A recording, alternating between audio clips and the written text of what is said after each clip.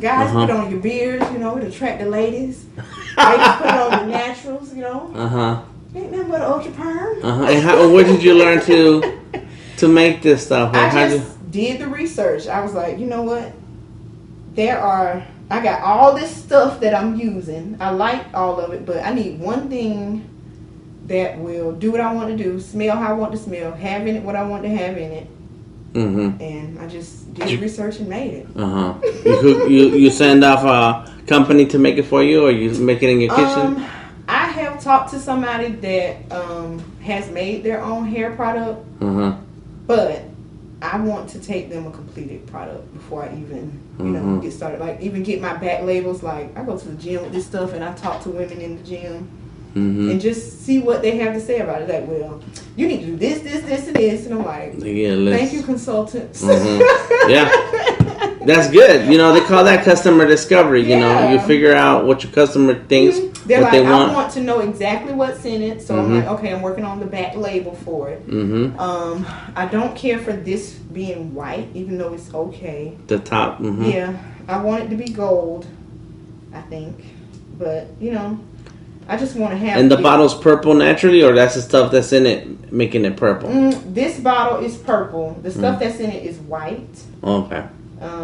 But yeah, this is one of my other babies that I'm working on. So one of your goals is to have a hair care company? Maybe a line of products that are natural and that people may want to use.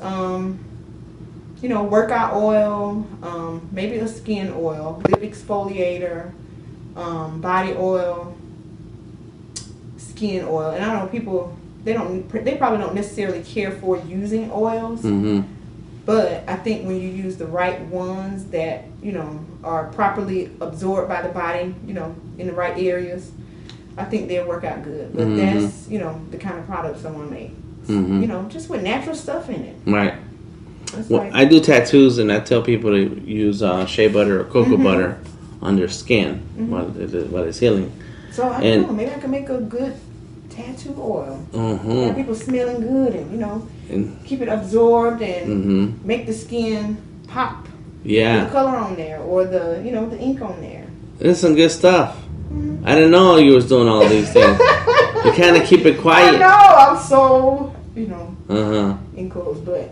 I gotta keep letting pieces out, and of course, I need help with all this stuff I'm trying to do. It's just not being shy about it, and like you said, networking. Yes, and reaching out. You remember Deborah Gonzalez, right? Yeah. Yes. Instructor. You have her info. Yeah, I do. Yeah, ask her to talk to you for a second. Yeah. Just see what can I do with all this stuff. What all do I need to? And what kind of steps to take, what should be first, second, and third, right. So that when you do come out. Do I need to concentrate on one thing more than the other, or should I keep working on everything at one time? That's another thing that I try to work on figuring out too. Yeah, I think you can work on everything at the same time if you can organize. And when it's the same time doesn't mean everything in one day. Right. Because I have found myself writing the words. If only there were 36 hours in each day. Yeah, I need 40 in one day, yes. Can you make that happen, please? Yes, 24 is good. But can we get like a few more? Yeah. But yeah, talking to her, Deborah Gonzalez is our art attorney, IP lawyer, and she's the one to talk to give you some guidance on, yes, that can be done, but let's look at the legalities of it. Right. What are the steps going to be necessary to get that, and so you can have a roadmap, so you can have a path to take. So you do the things that should happen first, not last. Right. So that's it. That's all. Any case, this is good. This is really, really good. So tell me. I learned a lot from y'all, man. That's good. Now you just need to stay close so we can keep guiding you further. Yeah. So what does Love 365 stand for? What does it mean? Man, I just feel so wordy when I explain a lot of this stuff, but it just comes from where it comes from. I worked at the Federal Reserve Bank. I always be working somewhere. And that was my password.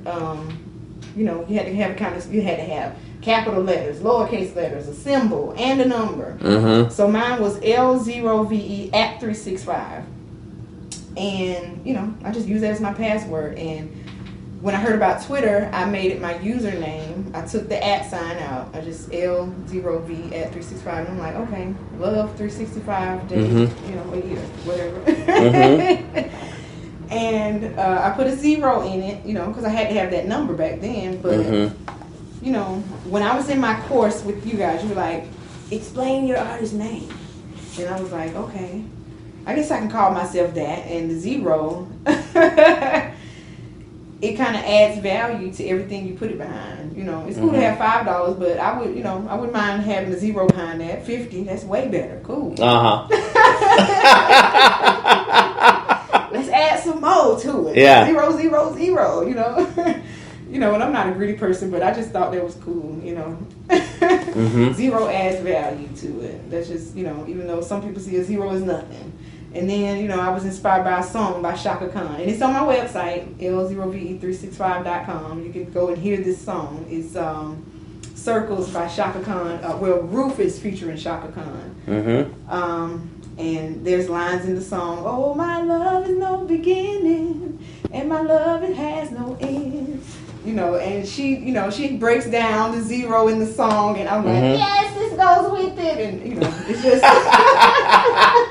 She made the song for you. Yes. I'm like, yes, this, you know, this makes my name cooler. To have this song talking about the number 0 in it and, you know, the circle and all of that. And it's just, you know, it's just cool. I just, you know, I think I'm feeling myself a little bit too much about my name, but, you know, it just makes me happy when I think about it. And you should be happy and full of yourself.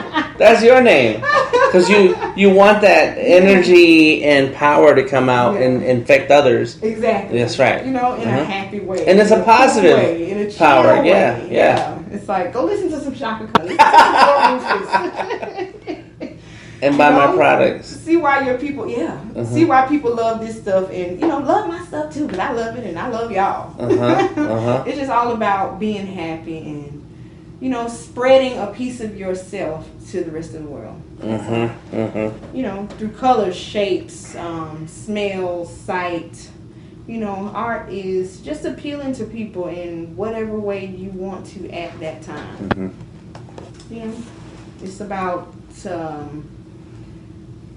appealing to the senses of people, appealing to different sides of people, challenging people not to think just one way, or seeing the eyes through, you know, seeing the world through the eyes of a native Atlantan girl who grew up on the west side, the east side, you know, who's, you know, just been living life in this city, you know, just capture yourself through somebody else, you know. That's what art is all about. There you go. Good answer. So, what should we expect to see from you within the next year? I'm looking within forward the next 12 to months. this Sharpie Slam on October 7th at the Biltmore. That I was, you know, I've met some art sisters through being inspired by that competition. I would like to do some art shows. It's just a matter of me getting out there and getting into ones that I can meet the deadlines of, because I can get caught up in doing art. That's my thing. It makes me concentrate to a degree where I become this extreme perfectionist. So it's, you know, it's a matter of me getting to the point where I can do art fast enough to participate in shows. And because you like taking your time with your pieces, or you need extra time? I do. Because of your schedule? All of that, you know. You know. And what type of art inspires you to want to participate? Or what is the themes that you're looking for to participate in art exhibits? I don't know. I'm 80s and 90s. You know, I was a little kid in the 80s. I was a teenager in the 90s. So, I don't know, stuff like that. I've seen shows where they, you know, ask you to do one color. I always find out about them kind of late, in my opinion. But, you know, just art that I can do quickly and, you know, show a piece of myself would be good. I don't know. I like the cartoon art. I think finding a cartoon that I'm inspired by and being able to do some art related to that would be cool in the near future, you know? Okay. So Sharpie Slam, art exhibits, and that's your goal in the next 12 months to... Yeah, maybe actually sell a piece. Have you sold some before? Let go of something. Let go. I have given small pieces to people. But I would like to sell some stuff. Sell some originals. And just even be inspired by the environment that the person who likes it wants to put it in. You know, just, you know, do all of that. Even decor. I've been seeing people, you know, buying houses. I'm like, hey, let me come take some before and after pictures, do some decor, and show people I can do this too. So all of that. You know, in the next 12 months, you know, I would like to, sell my hair products. Get some of that ultra perm in y'all heads. No, I'm just kidding. And on y'all beards. I think beards is a big market right now. Everybody's wearing a beard. Yeah, my dad had a beard. You know, I think he used to put, you know, Sport and Wave on it or something. Back in the day. But you know, I wouldn't mind men putting some natural stuff on their beards, making them look nice. You know. I think it's, you know, a good product for men and women. You know. Get some customers in that area too. Yeah. Do everything. You're inspired by everything, so you want to try everything. Just show somebody who may be similar to me that, you know, maybe I can do this stuff too.